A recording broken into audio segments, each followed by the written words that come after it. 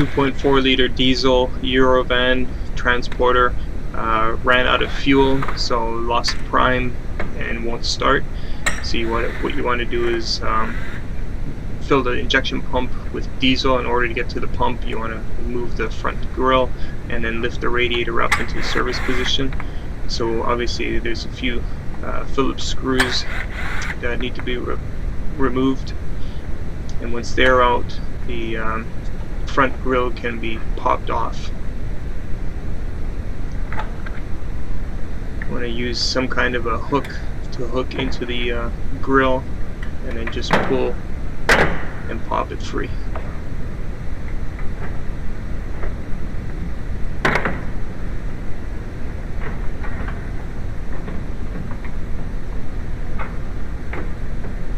Once the grille is out of the way, you need to remove the top mounting bolts for the radiator support, usually 10mm or 13mm.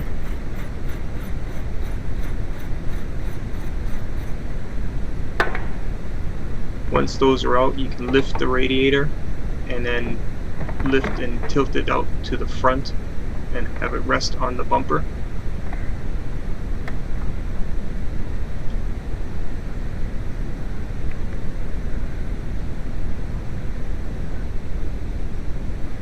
Looks familiar? That's the one that I did the timing belt, water pump, and injection pump belt on a month ago.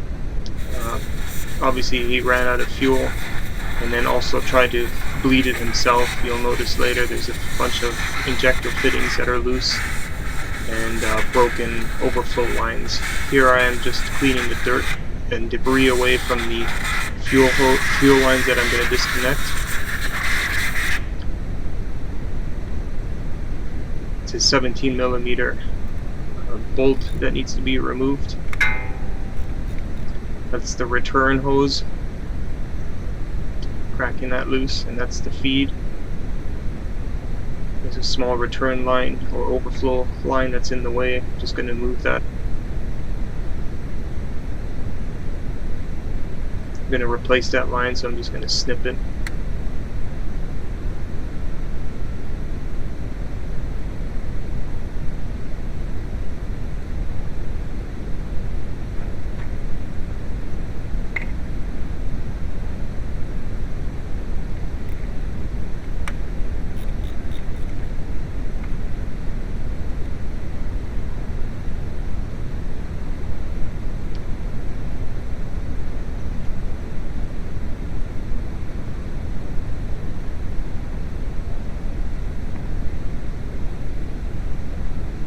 Be careful not to drop the washers.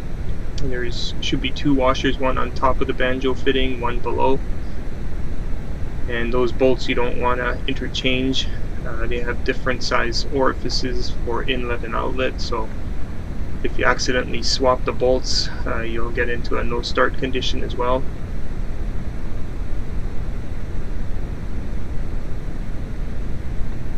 It's a bit of a tight squeeze. Swapping hands.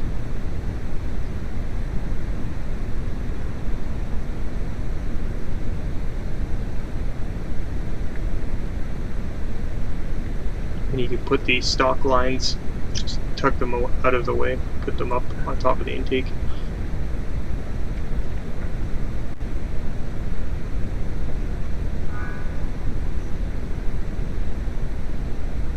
Next thing you want to do is attach fuel hoses to the in and the outlet for priming purposes.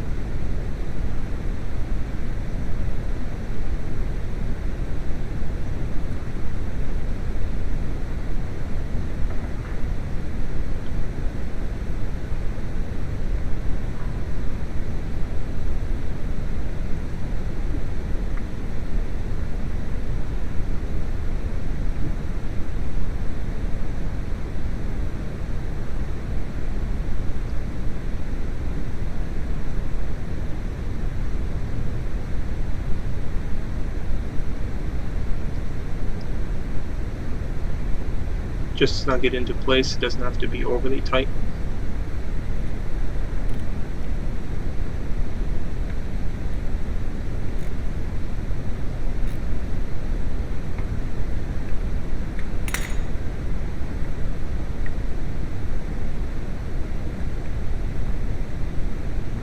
what you want to do is prime the pump first, or fill it first as much as you can. The camera is going to be not too great picking everything up here, but basically what I'm doing is I got a little funnel in the hole of the return, where the return bolt fits, and I'm just filling diesel purge into the fuel pump until I see it coming out the top. Basically, there you can see a better view of it there. Once that chamber is full, you can put the bolt back on with the fuel hose and then continue with the purge.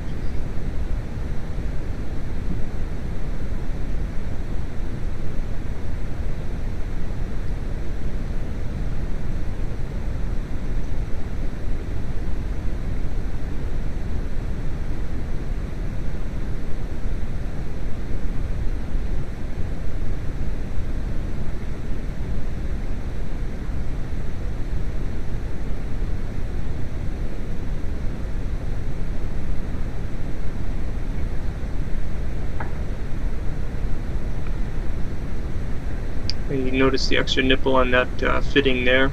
We're going to hook up the overflow hose from the 5th injector to that little nipple, so that when the engine starts and runs, the overflow pumps fluid back into that fitting and into the return hose.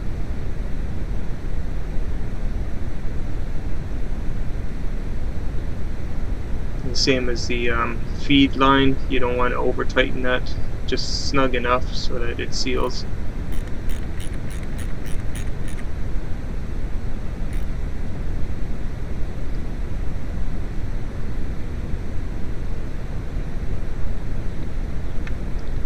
And here I am removing the bits of the overflow hoses from the injectors.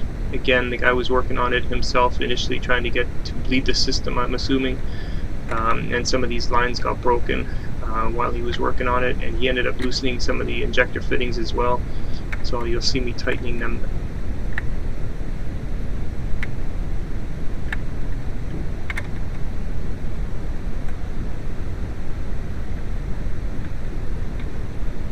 With time, those hoses get actually nice and brittle, and they stick pretty good, so you do need to apply quite a bit of force to pop them off or break them loose. And just like before, you want to clean off around it with some compressed air.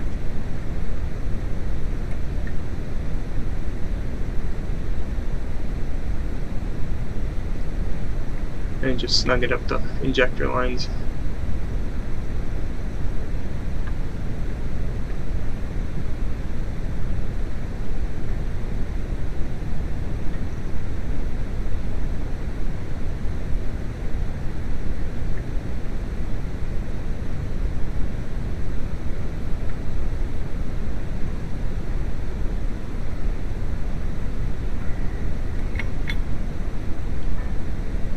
Okay, now I'm just putting new overflow hoses back on.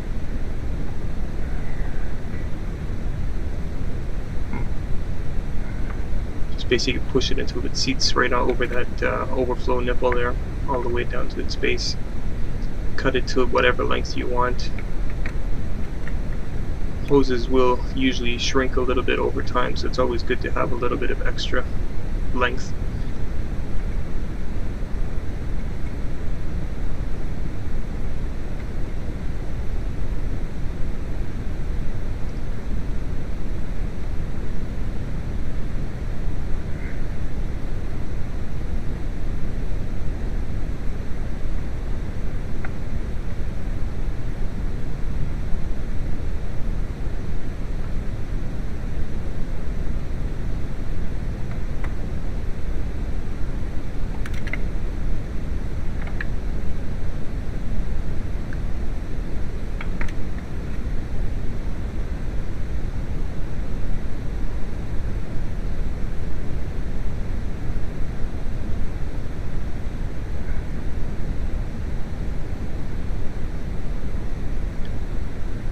So now the last overflow fitting, instead of going to that small white fuel line that you see just in front of the intake manifold, I'm going from that injector to that injector return line fitting, the banjo fitting, on top of the fuel pump, so that when the engine runs, that fuel will be forced back into the diesel purge canister rather than going into the gas tank.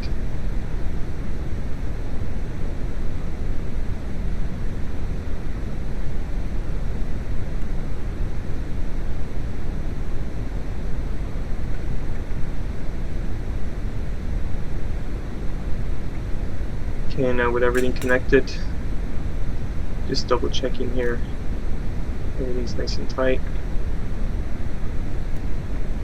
It's time to connect the diesel purge canister.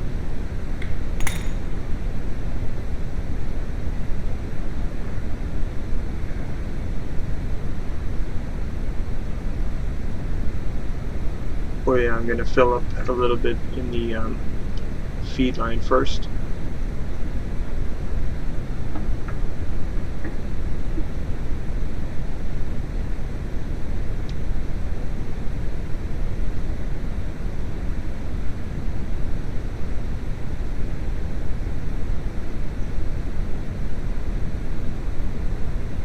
You just jiggle the line a little bit to get the air out.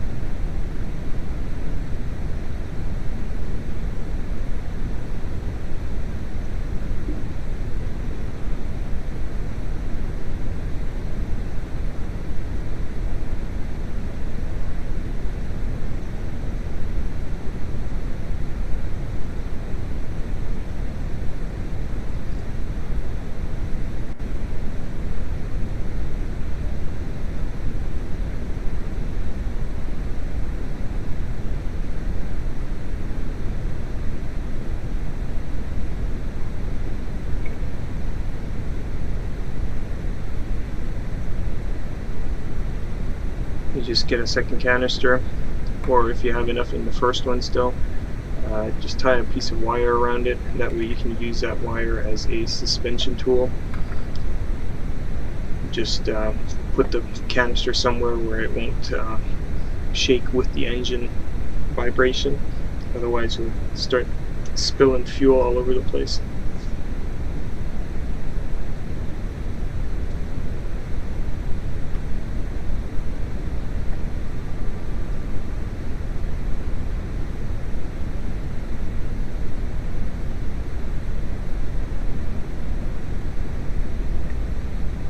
Insert both the hoses into the canister.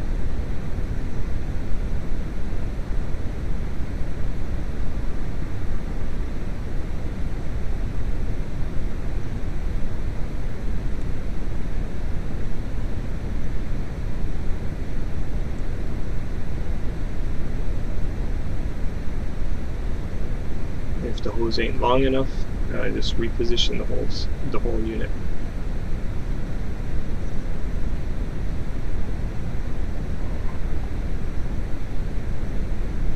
Make sure the hoses are in far enough so that they don't suck air, otherwise you won't get any priming action happening. Double check everything so that nothing's in the way or get caught of anything. And let's see if she'll start.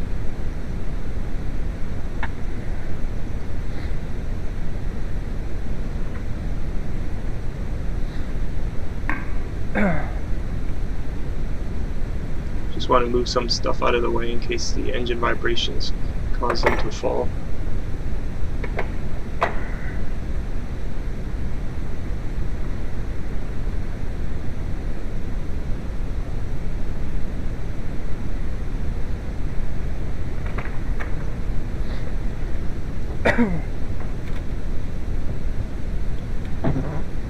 Obviously give the glow plug some time to work first. Depending on how well the fuel pump is full with fuel, it may start right away. It may take some cranking.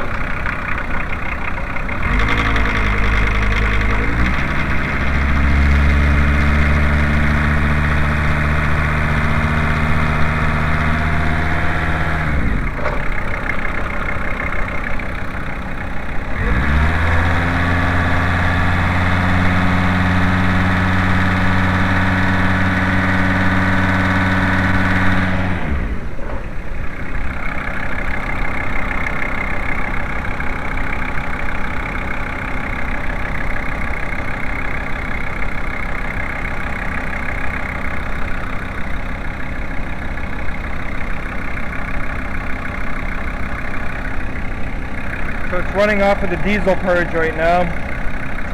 It's basically sucking fuel and returning it into the can. It'll run like this for about 10-20 minutes. Fuel filter is completely disconnected right now.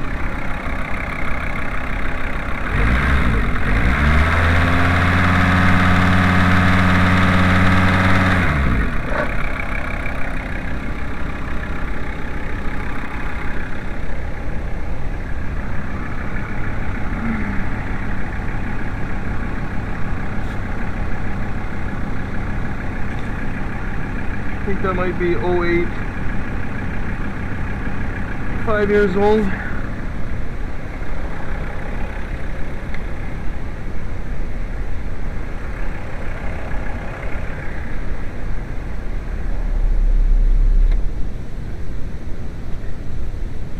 To remove the fuel filter, there's 2 hose clamps here you gotta disconnect. That's the feed, and that's the feed to the pump. This is the return line. Blue is always return. This clip just pops out.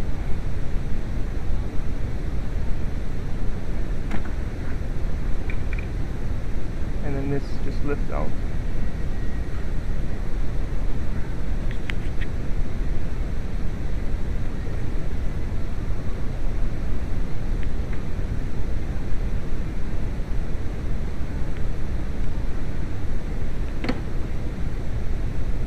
Carefully lift it up. And the hose clamps.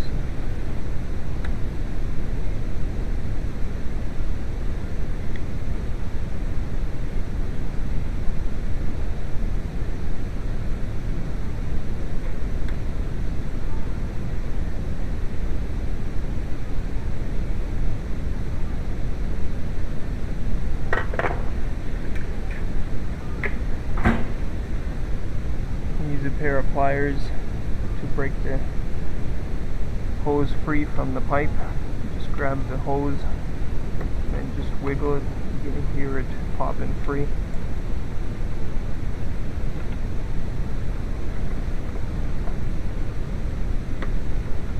And then just pull it off the pipe and wiggle at the same time.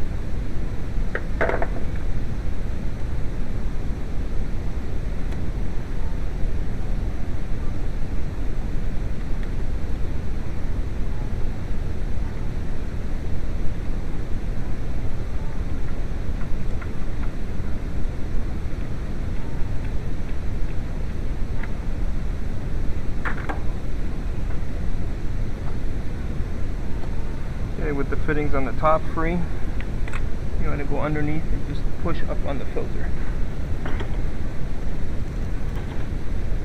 You won't be able to see anything, but basically just find the fuel filter with your hand, wiggle it, and push up at the same time. Should only take about an inch or so of pushing it up. That's enough clearance now for you to grab it from the top.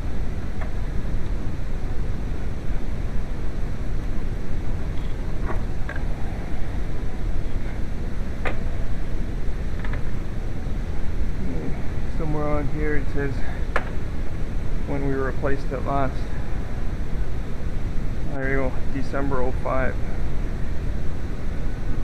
It's older than I thought. December 05, December 05. You can also gauge how old it is by looking inside. And the paper material usually turns black with age because of all the dirt. This one's a dark brown. Still worth replacing at this point.